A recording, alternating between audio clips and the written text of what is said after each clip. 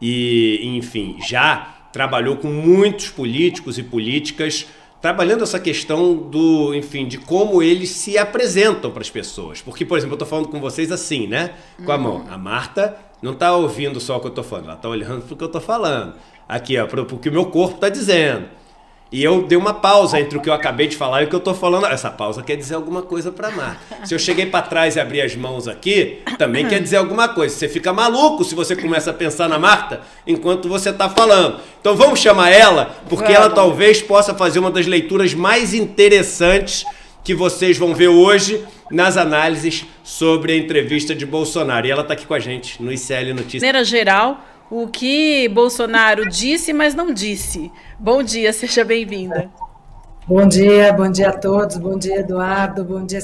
É um prazer estar aqui, então vocês podem me convidar sempre, que eu virei com maior, né? A gente fica no detalhe, então olhando, vendo o que tem que eu não vi, e ele teve uma comunicação não verbal que demonstrou muito o seu nervosismo, muito. Teve uma coisa muito presente que ele jogou muito com o corpo para frente, com o corpo para trás. Então, a hora que ele, boa noite, que foi um sorriso pouquíssimo natural, né? Quer dizer, alguém deve ter me falado, sorri, seja mais simpático. Então, ele dá um único sorriso no boa noite no começo, e aí depois ele fecha o rosto, e ele faz muito movimento de corpo. Ele usa um gesto muito interessante, porque as mãos abertas acabam poluindo muito a imagem, e ele está nervoso, muito do nervoso, a gente vê que o tempo todo ele molha a boca, fonoaudiológicos de um discreto uma coisa que não é muito firme, né? Ele tem um lábio, os lábios são mais moles, a língua também, bem nervoso. Eu não sei se para alguém deu a impressão de que ele estava calmo, mas ele não... É o teatro dele, esse negócio que ele faz, não sei o que, tudo. E o que tem de um nervosismo genuíno mesmo, de um estresse genuíno ali? Dá para sacar a diferença? Né? Abre bem a boca e fala, isso nunca foi. Mas ele estava pior, por quê? Porque ele estava nervoso, então isso ele não ensaiou.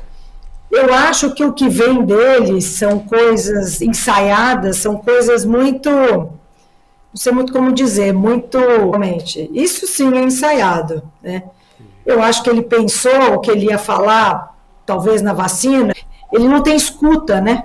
Você fala, ele faz de um modo... Ele não escuta, né? Basicamente, ele não escuta. Ele, na verdade, não escutou, ele escuta as perguntas, porque ele vai pegar um pedaço da pergunta. Então, uma coisa que eu acho, tanto do William Bonner quanto da Renata, é que as perguntas foram muito longas. Ele é uma pessoa que o ideal é você enfrentar com perguntas mais diretas, mais curtas. A Renata, eu acho até que... O que ela fazia? Ela fazia uma pergunta longa no início e depois, na retomada, ela simplificava um pouco e deixava mais curta. Por quê? Porque ele, se você fizer uma pergunta muito longa, ele vai pegar um trechinho e ele vai transformar. Todas as perguntas ele transformou. Todas. Ele pega um pedaço, mas eu acho que a coisa com ele funciona mais curto e um pouco mais... Na segunda vez que você pressiona. A questão do jacaré não apareceu na primeira, pretende. Então, ele é uma pessoa muito difícil de entrevistar. Muito difícil. Queria passar agora a bola para a Cristina também, que ela quer te perguntar. Eu estou ouvindo a Marta aqui fascinada, porque a Marta fez um comentário absolutamente preciso sobre a maneira de se entrevistar o Bolsonaro. Eu já vou para a minha pergunta, mas eu queria realmente concordar com isso, porque eu acho que muitas entrevistas, sobretudo em televisão, pecam exatamente por essa técnica que, a meu ver, é equivocada, de entrevistar um político. Isso serve para o Bolsonaro, mas serve para qualquer político. Você tem que fazer perguntas muito curtas, tem que ser um mano a mano muito afiado. Se você faz perguntas longas, você dá tempo para que ele elabore uma resposta. Então, acho esse comentário da Marta muito preciso e que deve servir de guia até para nós mesmos aqui nas nossas entrevistas. Mas, enfim, O que eu queria te perguntar, Marta, é o seguinte, uma coisa que eu observei na entrevista. O conteúdo não combina com a forma. O que eu estou dizendo? Mesmo naqueles momentos em que o Bolsonaro tenta se apresentar, né, como um político mais respeitador, digamos assim, né, das institucionalidades, né, este conteúdo, esta fala não combina com a forma dele, né, porque ele mente o tempo todo. Então, conteúdo e forma não estão sincronizados, digamos assim, né? Acho que isso é um ponto fraco da comunicação dele, mas eu também não sei se isso é uma percepção minha, eu queria te ouvir sobre isso. Eu concordo totalmente, Cristina, acho que ele não tem... ele é muito ruim no não verbal, né? A pergunta da Renata foi a primeira hora que ele desviou o olhar para baixo, do tipo, nossa, essa pergunta... Ele sabia, provavelmente, que vinha algo de Covid, mas ele escuta a pergunta dela toda com o olhar para baixo. Porque na hora ela começa, ele abaixa, falando, quase... você pode achar que ele esteja escrevendo, mas ele não mostra, né? E em nenhum momento ele tem uma coisa humana, né? A primeira resposta dele para o Bonner, quando ele usa, na verdade, ele fala 2 vezes, é mentira, e fala não é verdade, ele tem um tom muito agressivo na resposta. O tom de voz dele é agressivo, na primeira resposta. Eu falei, nossa, ele vai se estourar, vai levantar e vai embora. Aí depois ele percebe e tenta se controlar, mas a primeira, na hora, você vê que ele está bem irritado. Então eu acho que ele tenta falar, né? Tenta chegar e falar assim, não, isso não é verdade, isso é fake news. Fora que ele trazer o fake news para pôr na boca do Bonner logo no início, né? Me espantou até porque achei que ele fosse demorar para fazer isso, mas ele faz na primeira. Então eu acho que às vezes ele tenta amenizar, mas ele não aguenta, assim. Ele tenta fazer uma coisa um pouco mais, segurar um pouco o gesto, movimentar menos, mas ele não consegue, né? Não consegue. E eu acho que ele se controlou em vários momentos. Eu acho que ele deu aquela respirada, olhou para baixo, porque ele daria uma resposta mais curta e mais agressiva, né? O tom de voz dele é um tom muito agressivo. Outra coisa que parecia ele estar nervoso, ele engoliu seco, aquela engolida. Isso é típico que a boca está seca. Ele fez isso algumas vezes ao longo das respostas. Enquanto ele estava ouvindo, ele dava, né, aquela engolida.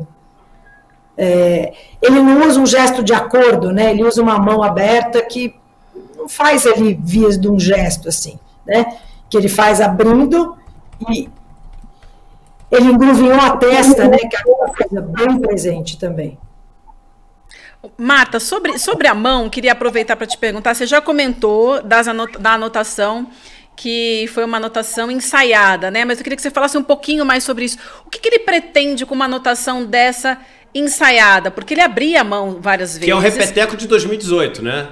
Que ele fez igualzinho, né? Que é igualzinho, né? Então, primeiro deixar as pessoas na rede falando o que está escrito na mão dele, porque isso né, na hora que você viu a primeira hora que estava escrito, ficou todo mundo na rede, então, na verdade, a pessoa perde a atenção e fica lá tentando ver o que está escrito na mão, né? Não tinha nada a ver com respostas, mas, na verdade, tudo que estava na mão era um conteúdo ali, teoricamente, na visão dele, ameaçador para a Rede Globo, né? Na verdade, essa coisa da mão, para mim, é a coisa mais, não sei se eu posso falar, mas é uma coisa de muito mau caráter, sabe? Porque é como se fosse primeiro, envolve as pessoas como ele já tinha feito em 18, as pessoas ficaram tentando descobrir, porque já imaginaram que não era, porque as pessoas falaram no começo, cola, não era cola. A mão era exatamente uma coisa de ameaça. Não era uma cola, não era nada que ele tinha que prestar atenção de número. Ele repetiu a mesma coisa de 18, exatamente. É muito chocante que ele faça isso sendo presidente, né? Muito chocante que ele venha ter um debate em 18, que ele, quer dizer, agora, em 2022, que ele é presidente, que ele tenha, porque no fundo ele veio, talvez até parecido, é que eu acho que em 18 ele estava mais cantando de galo, as pessoas não conheciam tanto essa dinâmica dele, mas ele, de certa forma, a postura não mudou o fato dele ter sido presidente. Agora, Marta, deixa eu te fazer uma pergunta. Eu recebi ontem um monte, você sabe, eu sou casado com uma atriz e nossos amigos têm um monte de ator, atriz, e foi quase que um consenso ontem que o Bonner pecou no estilo canastrão demais, assim. Que ele tava muito assim, e canta pra gente. Você não achou? Você não acha que ele... Eu achei total. Eu não ia nem falar isso, mas eu acho que acaba prejudicando uma entrevista como essa, porque, o assunto é tão sério e você tem tanto como desmontar o cara, assim, sendo sério. Os assuntos são sérios, os assuntos são tristes, os assuntos são fortes. Não precisa, assim, enfim, foi a minha visão, mas eu fiquei até na dúvida se eu perguntava para você ou não, porque a gente fica naquela, não, vamos só falar do Bolsonaro, etc, mas isso é um ponto importante para mim, eu queria a sua opinião sobre isso. Nossa, eu concordo total. Na minha rede, que eu tenho muitos amigos jornalistas, todo mundo era quase dizer, pô, que banana, que coisa. E acho também, né, a Cristina reiterou isso, que as perguntas deveriam ser curtas, e que ironia não pega, né? Ele foi irônico. Eu acho que ser irônico ali para o grande público, para a grande maioria das pessoas, não funciona. Eu até entendo a ironia, porque, na verdade, é quase dizer, né? Ou você fica com muita raiva e dá vontade para cima, ou você fica ali irônico. Mas quem que pega esta ironia? Ele chama o Bonner, né, de mentiroso, fala que são fake news e o Bonner rebate com um sorriso? Não fica muito claro, né? Na hora que ele fala aquela frase, né? Tá até aqui a frase, você está me estimulando a ser um ditador? O Bonner volta, não, peraí, e mesmo rindo, peraí, isso não é para rir, né?